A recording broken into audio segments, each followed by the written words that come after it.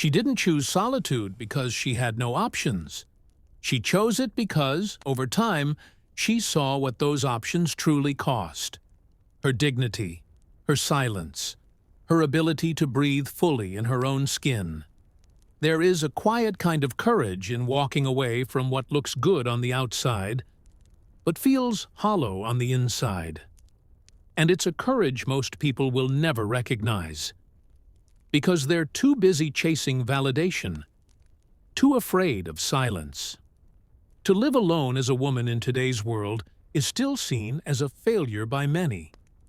People whisper, "She couldn't find anyone. She's too picky. She'll change her mind one day." But they never stop to ask what she found when she stopped searching. They don't see the sacred rituals she created when no one was watching. The way she lights candles, not for romance, but for peace. The way she fills her space with music that doesn't need to impress anyone.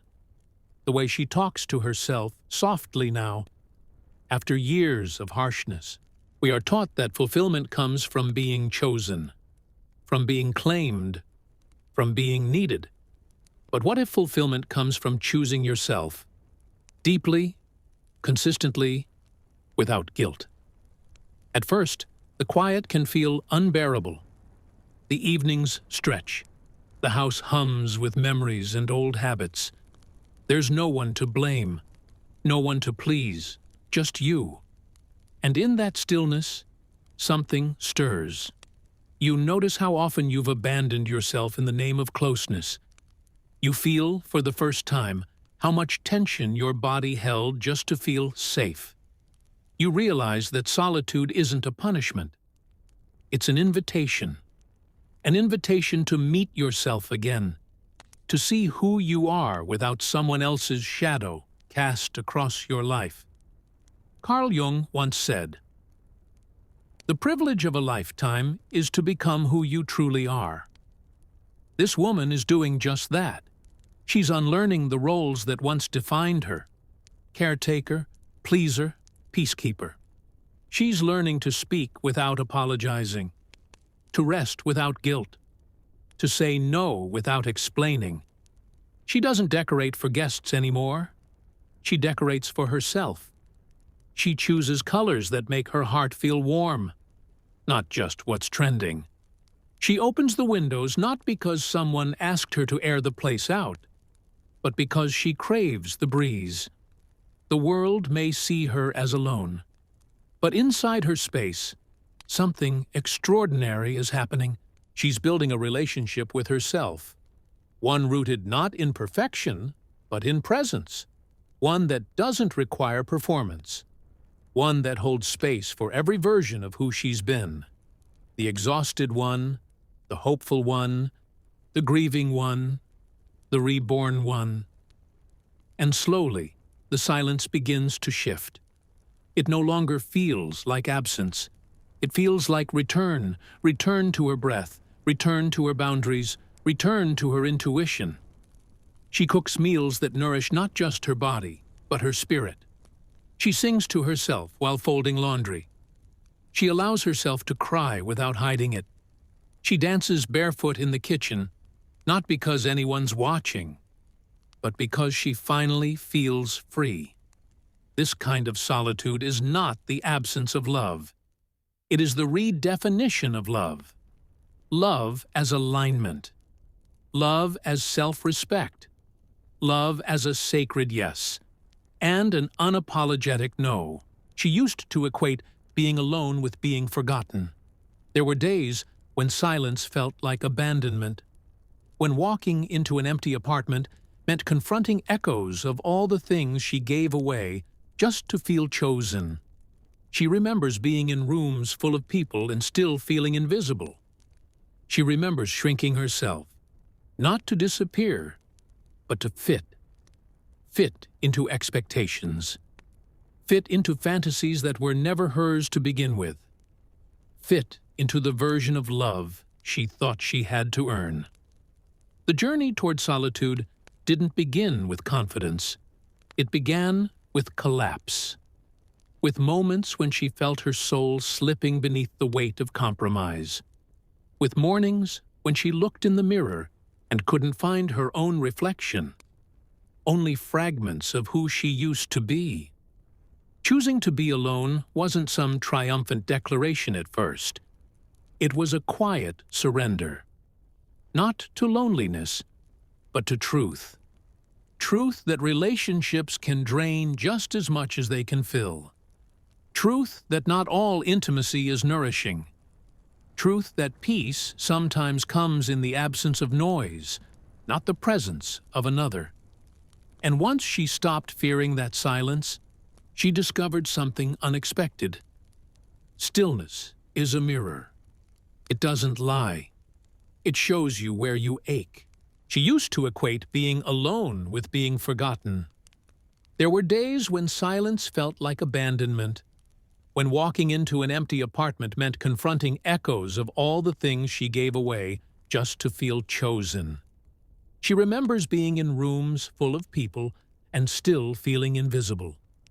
She remembers shrinking herself, not to disappear, but to fit. Fit into expectations. Fit into fantasies that were never hers to begin with. Fit into the version of love she thought she had to earn. The journey toward solitude didn't begin with confidence. It began with collapse, with moments when she felt her soul slipping beneath the weight of compromise, with mornings when she looked in the mirror and couldn't find her own reflection, only fragments of who she used to be. Choosing to be alone wasn't some triumphant declaration at first. It was a quiet surrender, not to loneliness, but to truth. Truth that relationships can drain just as much as they can fill. Truth that not all intimacy is nourishing. Truth that peace sometimes comes in the absence of noise, not the presence of another. And once she stopped fearing that silence, she discovered something unexpected. Stillness is a mirror. It doesn't lie. It shows you where you ache, where you've been pretending, where you've given too much for too little. And in that mirror, she met herself. Again.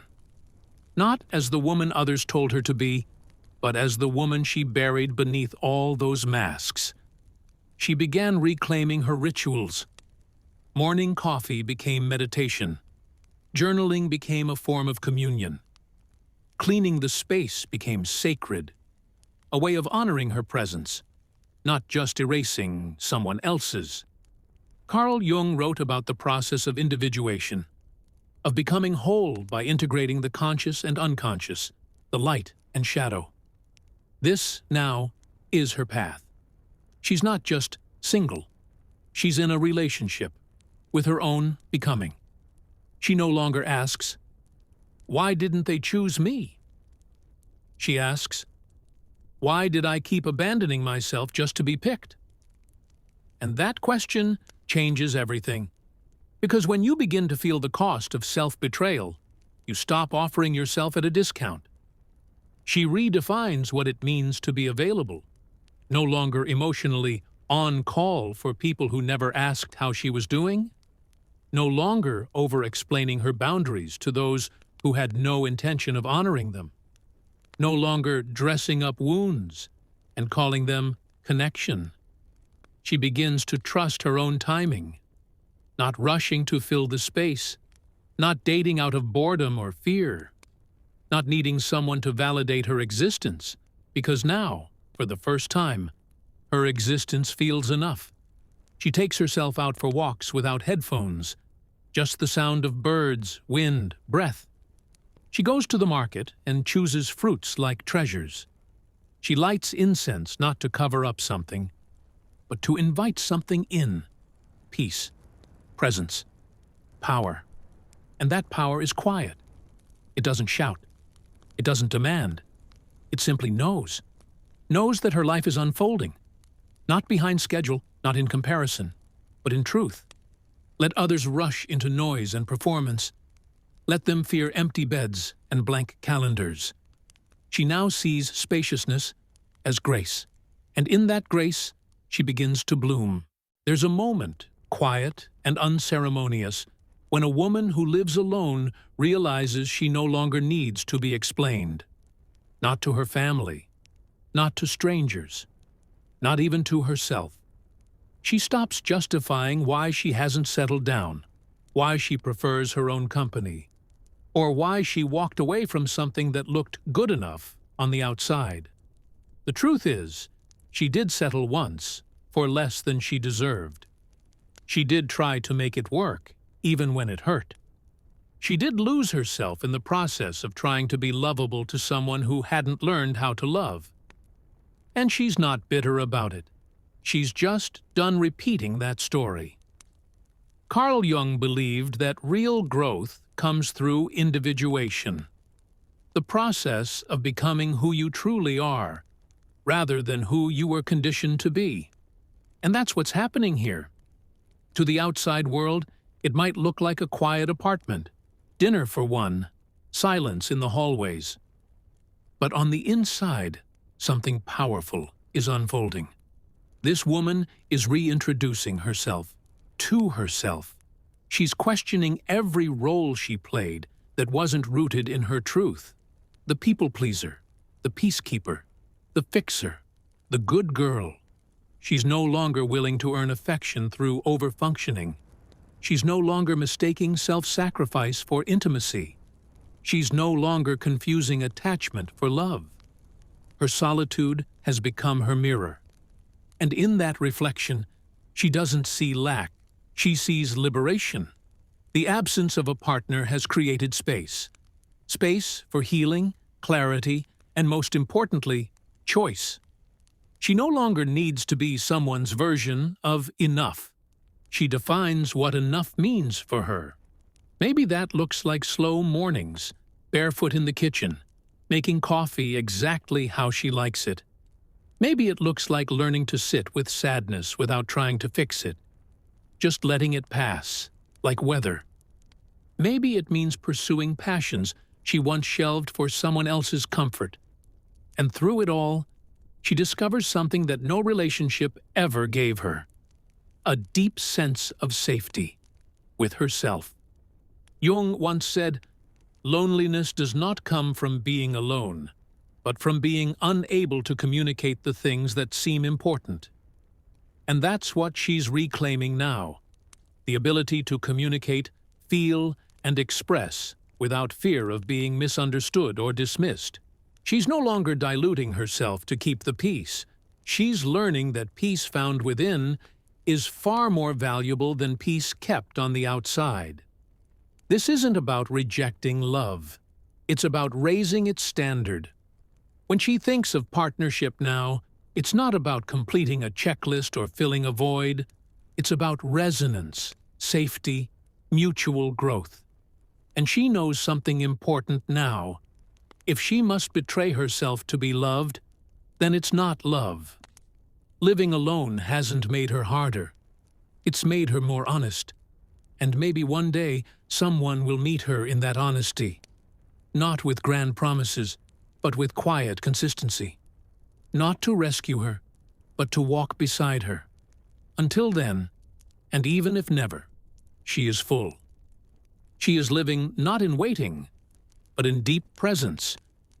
Because this isn't a story about isolation. It's a story about integration. The long, gentle process of becoming whole.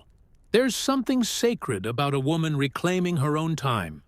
When the constant hum of obligation fades and she's no longer rushing to meet anyone else's emotional timeline, she starts to hear something she hasn't heard in years. Her own voice. It speaks softly at first, uncertain, cautious, like a bird testing the wind before taking flight.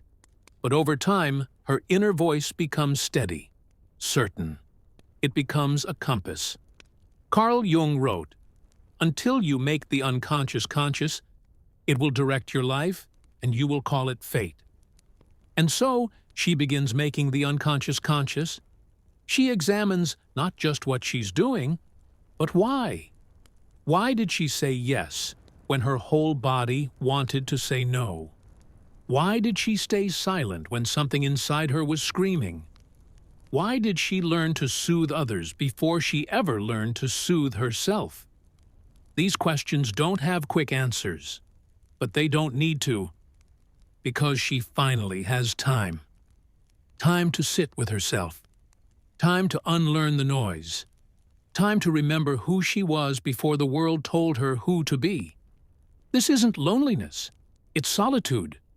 And there's a difference. Loneliness is a hunger for connection that's never fed. Solitude is a fullness. It's the quiet confidence that your presence is enough. She doesn't seek constant validation now. Not because she doesn't care, but because she understands. Validation that has to be chased is never truly received. So she stops chasing. Not just people, but patterns. She no longer performs emotional labor for others in the hope of being seen. She no longer interprets mixed signals as a mystery to solve. She no longer overextends herself to avoid the discomfort of someone else's disappointment. This is the work of individuation, not just growth, but integration.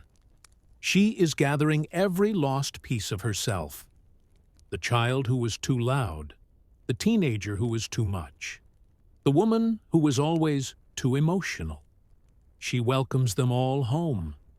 The apartment may be quiet, but her inner life is louder than it's ever been. She dances while she cooks. She cries in the shower without rushing through it. She reads, journals, watches the sun pour through her windows in silence. She learns that peace isn't the absence of noise. It's the presence of self-trust. And slowly, she begins to feel it in her bones. She is no longer waiting.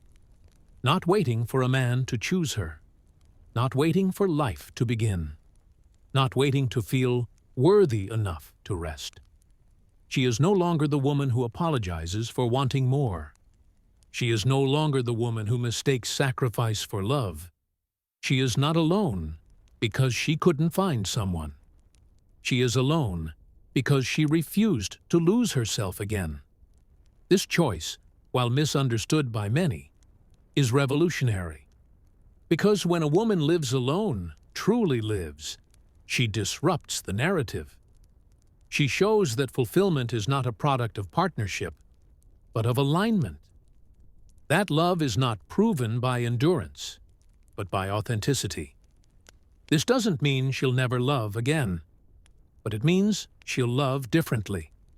She will love from wholeness, not from hunger. She will meet someone eye to eye, not from below. She will not abandon herself to be chosen, because she has already chosen herself. And if love comes, it will be welcome. But if it doesn't, she is not less. She is not half. She is not waiting. She is not missing anything. She is, as Jung might say, walking the path of becoming. Not who the world asked her to be, but who her soul always knew she was. There is a sacred silence that only solitude can teach. At first it's uncomfortable, even frightening. The noise of the world fades, and you're left with your own voice. But as time passes, that voice softens and begins to sound like home. For the woman who lives alone, not out of resignation, but by choice, this silence becomes sacred. She no longer fears the absence of others because she has cultivated the presence of herself. She walks through her home with reverence, not for the objects, but for what they symbolize: self-trust, peace, sovereignty. She makes decisions based on what nourishes her, not on what will make others more comfortable. And this is a radical shift. You see, a woman taught from a young age to serve, to please, to smooth over, now becomes someone who sets the standard, not out of arrogance, but out of alignment. Carl Jung believed that the process of individuation, becoming your true self, required separating from the collective, confronting the shadow, and reintegrating the self in wholeness. This woman has done just that. She's no longer trying to be someone's better half because she knows she's already whole. She understands now that needing someone is not the same as choosing someone, and this changes everything. Her boundaries become less about walls and more about gateways. If you can meet her in truth, she lets you in. If you cannot, she doesn't force the door open anymore. She realizes that love built on dependency is brittle, but love built on freedom, on two whole people choosing each other, that is rare and worth waiting for. She doesn't chase it. She doesn't perform for it. She doesn't contort herself to fit into someone else's limited vision of womanhood. Because she knows, any love that demands you shrink is not love. It's control. Now, her solitude is not isolation. It's expansion. It's a place where she meets herself, day after day, and discovers she's more than enough. She spends time with her thoughts and learns their patterns. She listens to her intuition and acts on it, even when it's inconvenient. She moves through the world with a quiet confidence because she no longer needs external validation to feel real. She's no longer available for half-presence, almost love, or maybe energy. Because she has touched something deeper than fleeting attention. She has touched inner stability. And when someone comes into her life now, if they do, they must come with that same depth. Not to fill the silence, but to join it. Not to rescue her from loneliness, but to share in her peace. Because a woman who is at home with herself is not impressed by performance.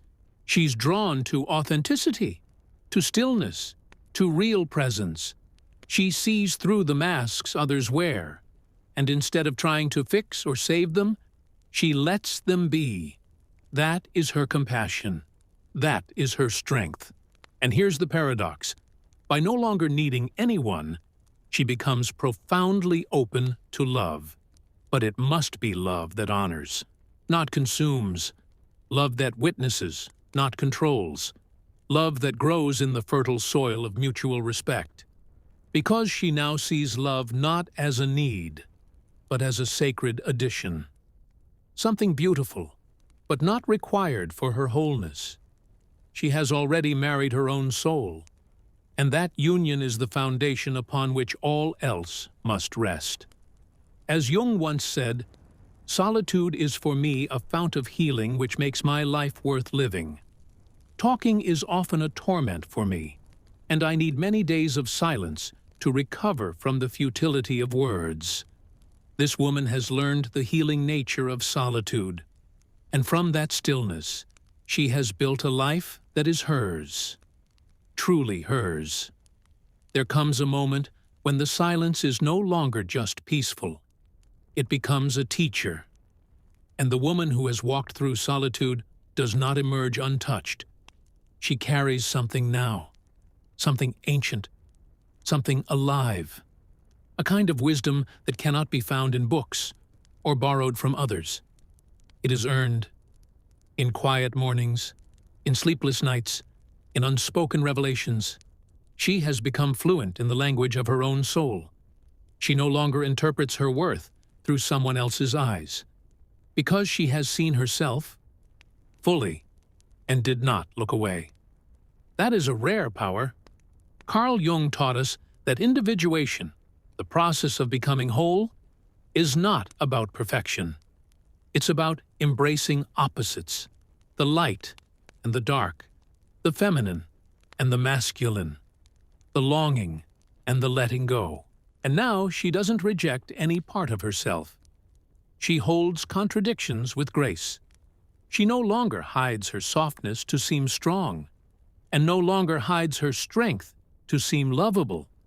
She integrates. She has met the shadow, her unmet needs, her suppressed rage, her forgotten dreams, and instead of burying them deeper, she welcomed them, sat with them, asked, "What do you need?" And in doing so, She became someone who no longer fragments herself to be accepted. She simply is. Her presence speaks before her words do. There is a weight to her calm, a clarity in her no, and a quiet generosity in her yes. She no longer tries to prove anything. She simply invites others into her truth, and only those who can meet her there are allowed to stay. It's not cruelty, it's clarity. She knows that some connections are meant to last a moment, and others, a lifetime. And both can be beautiful. She's done chasing guarantees. She's more interested in realness. Because when you live alone long enough, not just in space, but in spirit, you learn that nothing is worth losing yourself over. Not love, not approval, not comfort. She would rather sit in silence with integrity than speak loudly in a room where her soul cannot breathe. And from this deep self-rootedness, she creates a life that is not dictated by timelines or societal scripts. She redefines womanhood on her own terms. She honors the rhythms of her own body, her creativity, her intuition. Some days she is tender and inward. Other days, fierce and expansive. She gives herself the freedom to be many things, to evolve, to change her mind, to rest without guilt. And that is the revolution. The woman who lives alone without a man is not waiting to be completed. She is learning how to expand, not in spite of her aloneness, but because of it.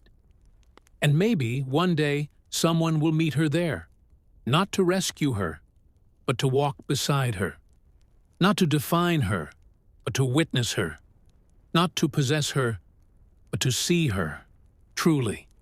And if they do, she'll welcome them. But she no longer needs them to feel whole, because she has returned home to herself. And that, Jung would say, is the soul's ultimate journey. To leave, to break, to wander, to remember, and to return, not the same, but more fully who you were always meant to be. Let this be your reminder. Solitude is not the absence of love. It is the space in which you learn how to love yourself so deeply that anything less becomes unrecognizable. Your aloneness is not your weakness. It is your sacred passage. You are not behind. You are becoming. See you in the next video.